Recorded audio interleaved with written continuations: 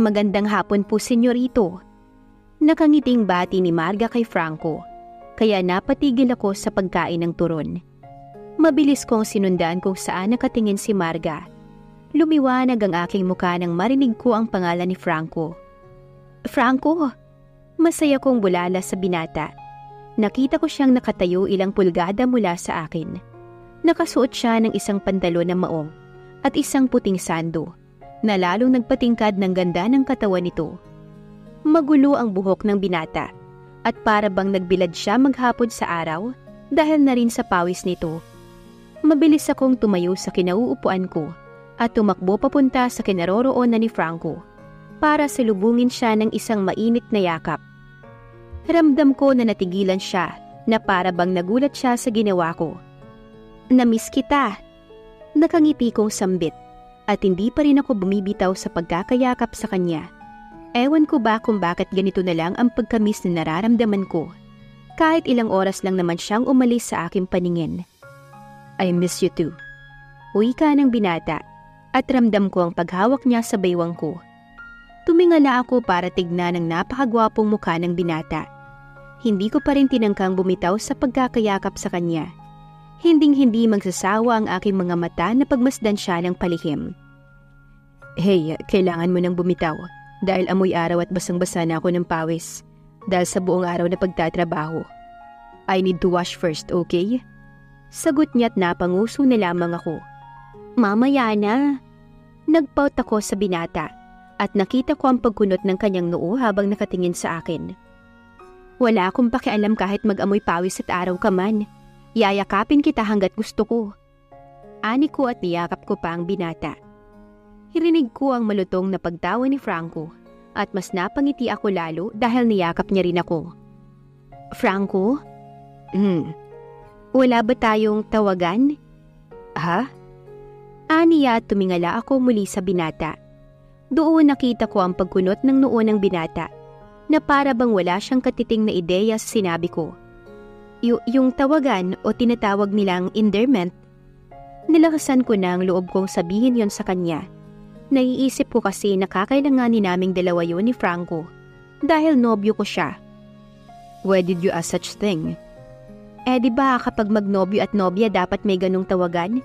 Si Marga nga at yung boyfriend niyang foreigner ay labang tawagan eh." Paghihinto ko. "Anong tawagan natin?" Napakagat ako ng ibaba kong labi.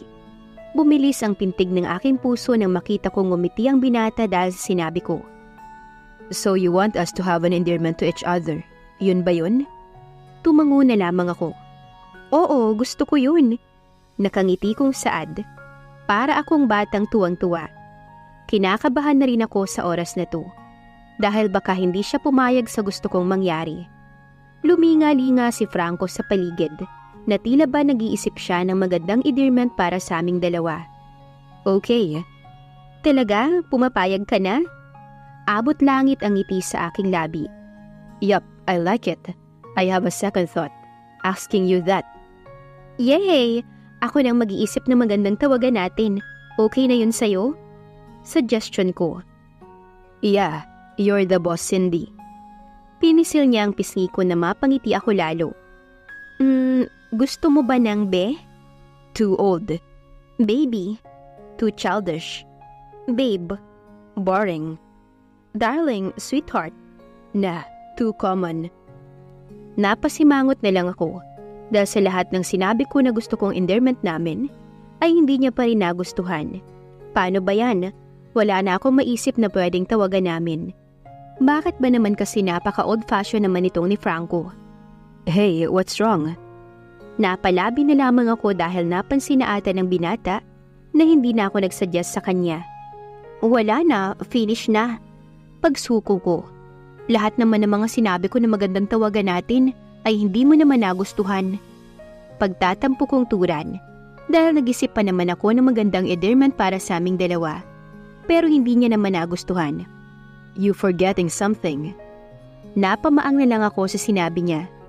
"Nakalimutan mo atang kailangan ko rin mag-suggest ng magandang endearment para sa ating dalawa." Kinilig naman ang aking puso nang sabihin niya yon. "How about sunshine?" He suggested that made me blink twice. Simple lang pero maraming ibig sabihin. Maikli niyang saad. Sandali, si Franco ba to? Kinikilig na saad ko sa aking sarili. Gustong gusto ko yan. Masaya kong sambit at hindi ko maiwasan sa sarili ko na bigyan muli siya ng yakap. Nagising ako sa sinag ng araw na tumama sa aking muka. Dahan-dahan kong minulat ang aking mga mata at iginala ko ang aking paningin sa loob ng kwarto. Doon ko napagtanto na nasa loob ako ng kwarto ng binata at amoy ko ang pabango na gamit nito. Gumuhit ang matamis ng ngiti sa aking labi dahil katabi ko si Franco at ngayon ay mahimbing na mahimbing pa rin ang kanyang pagkakatulog sa aking tabi. Malaya akong nakaunan sa kanyang braso at nakaharap siya sa akin habang nakayakap ang isa pa niyang kamay sa aking baywang na tila ba ayaw niya akong mawala sa kanya. Nakaramdam ako ng kilig sa aking puso dahil katabi ko siyang natulog. Hinaplos ko ang napakagwapong mukha ng binata. Kahit saang anggulo mo talaga siya tignan, hindi mo talaga maipagkakaila ang napakagwapo nitong taglay. Ang napakaganda nitong mga mata, pilik mata, mapulang labi at perpektong panga. Tila ba isa itong sikat na modelo o artista na hinding-hindi ako magsasawa na pagmasdan. Mahal na mahal kita. Hindi ko mapigilan ang sarili ko na masambit ang katagang yun habang may ngiti na nakaguhit sa aking labi. Habang ang aking tingin ay nasa napakagwapong mukha ng binata. Bigla kong napahawak sa aking bibig dahil ramdam ko na para bang may gustong kumawala sa aking bibig. Dali-dali akong bumangon at kumaripas papunta sa banyo. Nang makita ko ang lababo, mabilis ko itong tinungo at nilabas ko lahat ng suka na gusto kong ilabas. Ramdam ko ang pangihina ng aking katawan at pagkahilo dahil sa dami ng nailabas ko. Nagulat na lamang ako nang may maramdaman akong mainit na kamay na humaplos sa aking likuran. Hey, are you alright, Cindy? Rinig ko ang pag-aalala sa kanyang tinig. Patuloy pa rin siyang humahaplos sa aking likuran, kaya gumaan na ang aking pakiramdam. Naghilamos ako at tumingin ako sa salamin at nakita ko ang refleksyon ni Franco na nakatingin sa akin at may bahid ng pag-aalala sa kanyang muka. Okay lang ako. Masama lang ang gising ko ngayon, Franco. Mahina kong sambit at humarap ako sa binata. Ngayon ay nakatayo siya sa aking harapan at pansin kong magulo pa rin ang kanyang buhok. Na tila ba nagising siya sa pagsuka ko kanina.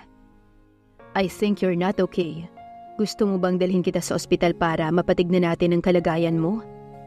Wika niya at umiling na lang ako sa kanya. I could bring you to a great doctor. May kakilala ako. He insists. Wag na, okay lang ako. Pagtatanggi ko sa kanyang alok. You're not okay, Cindy. Just look at you. He said that make me look at him. You look pale and thin. Nag-aalala ako at napapansin kong napapadalas na ngayon ang pagsusuka mo. Sambit niya kaya napatigil ako. Sa totoo lang talaga, this past few days, napapansin ko na napapadalas na ang pagsusuka ko. Hindi na ako gaya ng dati na masayahin at pumupunta kahit saan. Hindi na rin ako masyadong kumakain ng marami dahil parati ko naman na dinilalabas at sinusuka yon kaya't mas pinili ko na lang na konti ang kainin ko. Ngayon nag-iba na rin ang gusto ko. Ngayon ay mas gusto ko nang mahiga at matulog magdamag. At paiba-iba na rin ang mga pagkain na kinakain ko. Ilang beses na rin akong kinumbinse ni Franco na dalhin at ipatingin sa ospital dahil nag-aalala na siya sa akin. Pero ako naman yung may kagustuhan na wag magpatingin dahil alam ko naman sa sarili ko na wala naman akong iniindang sakit. Napaka-weird ng mga nangyayari sa akin pero hinahayaan ko na lang. Natatakot ako na tuklasin na tama nga ang hinala ko sa mga sintomas na aking nararamdaman. Sunshine, please. Pagmamakaawa niya sa akin at tinawakan niya ang kamay ko habang nakatingin siya sa akin. Kita ko sa mga mata ni Franco ang takot at pag-aalala niya para sa kalagayan ko. Pilit na lang akong napangiti sa kanya para pagsang-ayon. Kanina pa ako nakatitig sa PT na hawak-hawak ko habang hinihintay ang resulta. Sa bawat segundong lumilipas, mas lalong nadaragdagan ng kaba at nerbiyos sa aking puso dahil hindi pa rin lumalabas ang resulta. Kumapit ako sa lababo at ramdam ko ang panginginig at panghihina ng aking katawan dahil sa 2 linyang lumabas sa PT. Natulala na lamang ako at hindi ko alam kung ano ba ang dapat na maramdaman ko sa oras na ito. Halong saya, takot at excitement dahil totoo nga ang hinala ko. Kaya pala ganoon na lang kalala ang sintomas na aking nararamdaman dahil buntis na pala ako. Nagagalak at parang hinaplos ang puso ko sa tuwa dahil magkakaanak na ako. Magkakaanak na ako sa lalaking pinakamamahal ko. Huminga ako ng malalim at sinimulan ko ng buksan ang pinto ng CR. Doon tumambad sa akin ang napakagwapo at nag-aalalang mukha ni Franco na tila ba'y kanina pa siya hindi mapakali sa kanyang kinatatayuan dahil sa paghihintay niya sa akin. "Cindy, how was it? Anong resulta?" Bungad niya sa akin at para bang kanina pa siya nag-aalala sa kalagayan ko. Kinagat ko na lamang ang ibabang labi ko at binigay ko sa kanya ang PT na hawak-hawak ko. Kumunot ang kanyang noo at malugod niya namang tinanggap iyon. Nang makita niya ang resulta sa PT, ay ganoon na lang umaliwalas at sumaya ang mukha ni Franco dahil sa saya na kanyang nararamdaman. Nagulat na lamang ako nang bigyan niya ako ng isang mahigpit na yakap. Maraming salamat, Sunshine. Hindi mo alam kung gaano mo ako pinasaya ngayon." Aniya't hindi ko maiwasan sa sarili ko na suklian din siya ng yakap. "Pinapangako ko na aalagaan kita at ng magiging anak natin." Saad pa ng binata bago kumala sa pagkakayakap sa akin at tinignan niya ako sa aking muka.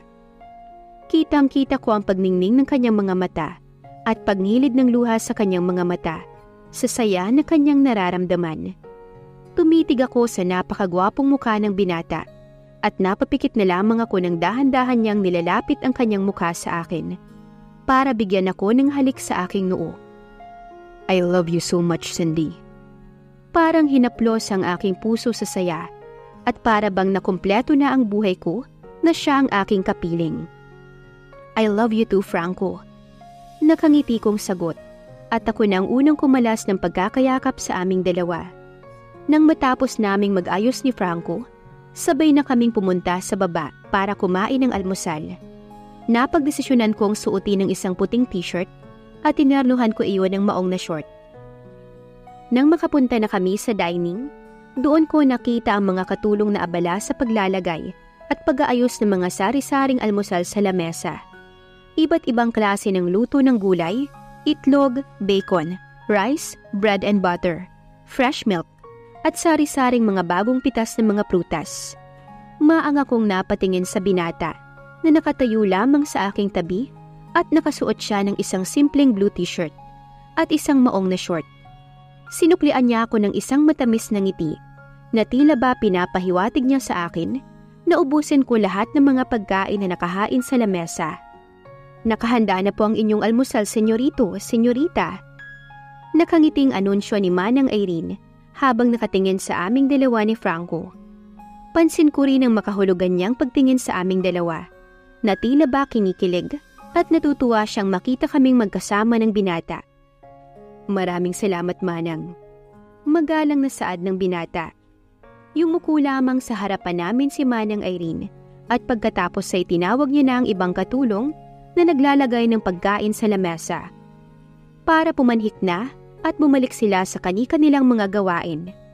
Nang makaalis na ang mga katulong sa pagkainan, ay hindi ko maiwasan na makaramdam ng pagkatakam at pagkagutom nang maamoy ko ang masarap at mabangong almusal. Sobrang langya at dami ng mga pagkain sa lamesa na tila ba mayroong piyesta dahil mukhang pinaghandaan ang pagluluto noon. "Bakit napakarami naman yata ng pinapahanda mong almusal? May inaasahan ba tayong darating na bisita, Franco?" Hindi ko maiwasang maitanong iyon sa kanya dahil nakapagtataka naman ata. Dahil sa ilang buwan kong paninirahan dito sa mansyon, ngayon ko lang nasaksihan na magpaluto at maghanda ng ganitong almusal ang binata. "Wala, Cindy." Wika niya at inakbayan niya ako habang pareho kaming nakaharap sa pagkainan. "Para sa iyo lahat yan, Sunshine." Anunsyo niya, kaya napatingin ako sa napakagwapo niyang muka. "Para sa akin? Bakit? Ano bang meron?" "Napakarami naman ata niyan. At isa pa, hindi ka na sana nagpahanda pa ng ganito kagarbong almusal. Napatigil ako sa pagsasalita nang nilapat niya ang kanyang daliri sa aking bibig. Doon bumilis ang tibok ng aking puso habang nakatingin sa mukha ni Franco. It's all yours, Cindy. Gusto ko lang makabawi sa iyo sa lahat ng pagkukulang ko. Saad niya na para bang ang saya-saya niya. Nag-research ako kanina at nalaman kong mabuti sa mga buntis at sa baby ang kumain ng mga masustansyang mga pagkain, lalong-lalo na ang prutas at gatas. Sabi niya at kinindatan niya ako na mas lalo pang nagpakilig sa puso ko. Tara na, kain na tayo. Inaya niya ako papunta sa pagkainan at sabay naming pinagsaluhan ng agahan. Here, eat this. It's your favorite. Napatingin na lamang ako kay Franco nang nilagay niya sa pinggan ko ang kapirasong bacon at gulay. Kinilig ang aking puso habang nakatingin sa binata. Dahil alam na alam niya pa rin ang gusto ko at pati na rin ang mga bagay na nagpapasaya sa akin. Lihim kong pinagmamasdan ng binata na kumakain at hindi ko maiwasang mamangha sa kanyang napakagwapong taglay. Parang kailan lang nang ipagtapat niya ang tunay niyang nararamdaman para sa akin. At hanggang ngayon, hindi pa rin ako makapaniwala na kapiling ko na ang lalaking pinakamamahal ko. Noon ay napakalabong magkaroon ng tsansa ang nararamdaman ko para sa kanya. Pero ngayon, abot na abot ko na ang mga pangarap kong makasama siya. Salamat. Tipid akong ngumiti sa kanya. Aalis pala ako bukas ng umaga. Malamig at malungkot niyang saad, kaya napatigil ako sa pagkain. Napawi ang saya na aking nararamdaman nang sabihin niya ang katagang iyon. Dahil alam kong babalik muli siya sa Maynila para asikasuhin ang naiwan niyang trabaho doon. Akala ko okay na. Nawala na si isip ko na may mahalaga pala siyang responsibilidad na asikasuhin sa kanyang kumpanya. Matatagalan ka ba bago bumalik? I don't know. May konti kasing problema sa kumpanya, kaya't kailangan ko makabalik doon as soon as possible. Hindi ko pa alam kung kailan ako makakauwi, pero sisikapin kong makauwi para sa iyo at sa baby natin. Biglang bumagsak ang balikat ko nang sabihin niya ang katagang yun. Ganun ba? Matamlay kong saad. Ihintayin na lang kita. Pilit ako ngumiti sa kanya, kahit hindi naman talaga ako totoong masaya dahil sa pag-alis niya. Hindi ko alam kung bakit ganoon na lang ang lungkot na aking nararamdaman dahil aalis na siya. Gusto ko siyang pigilan na umalis, pero hindi naman po pwede. Malayo ang Maynila at hindi ko alam kung kailan ko na naman masisilaya ng binata. Hindi ko alam kung bakit ganito na lang ang aking nararamdaman dahil nasanay na akong parati siyang nandyan sa aking tabi. Tiningnan ko ang mukha ni Franco na napakaseryoso. Bakas din sa kanyang mukha na tila ba ayaw niya akong iwan. Pero hindi niya magawa dahil may importante pa siyang aasikasuhin. Hey, don't be sad, okay? Hinawakan ni Franco ang aking pisngi at hinarap niya ako sa kanya. Nanatili pa rin akong nakayuko sa kanyang harapan dahil nalulungkot ako sa pag-alis niya. I will make it up to you as soon as I get back, Cindy. Pag-uwi ko, sasamahan kitang magpa-check up sa OB-GYN at magdi-date tayo. How was it, He lighted up the mood between us. Nagpakawala ko ng isang malalim na buntong hininga at sinalubong ko ng tingin ng binata. Sinuklian ko na lamang siya ng isang matamis na ngiti. Sige Franco, maghihintay ako sa'yo. Basta palagi kang mag-iingat dun. Nakangiti na saad ko sa binata. Ano kaya ang reaksyon ni Clarissa kapag nalaman niya na buntis si Cindy? Abangan sa susunod na kabanata. Please like, share, subscribe for more updates. Maraming salamat po.